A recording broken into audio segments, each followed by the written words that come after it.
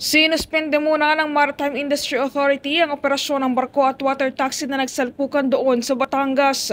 Ayon kay Maritime Industry Authority Chief Sonia Malaluan, suspendido muna ang Recreational Safety Certificate ng water taxi na Hop and Go at ang Safety Certificate ng passenger ship na Ocean Jet 6. Ito anya ay upang magbigay daan sa ginagawang investigasyon ng mga otoridad hinggil sa naging sanhi ng nasabing banggaan na ikinasawi ng dalawang individual na kinabibilangan ng kapitan at third mate ng water taxi at ikinasugat naman ang dalawa sa Chinese passengers nito. Ang dalawang sasakyang pandagat ay nagkatakdang isailalim sa safety inspection upang matiyak ang seaworthiness nito o kung ligtas pa ba itong maglayag muli sa dagat. Kaugnay nito ay una na rin nagpadala ng technical personnel ang Maritime Industry Authority para magsagawa ng bukod na investigasyon sa nangyaring aksidente sa dagat. Kung maalala, una na rin sinabi ni Philippine Coast Guard spokesperson Rear Admiral Arman Balilo na sa kanya ay nagpapatuloy pa rin ang ginagawang investigasyon ng Philippine Coast Guard hinggil sa nasabing insidente kasabay ng patuloy na pangangalap pa ng salaysay sa mga crew at saksi rito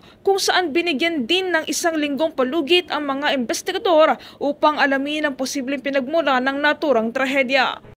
Well, depende kung anong mangyayari doon sa investigation kapag ka po merong negligence at napatunayan katulad ng mga aksidente sa kalsada, pwede ka mag-file ng homicide, no, through reckless imprudence.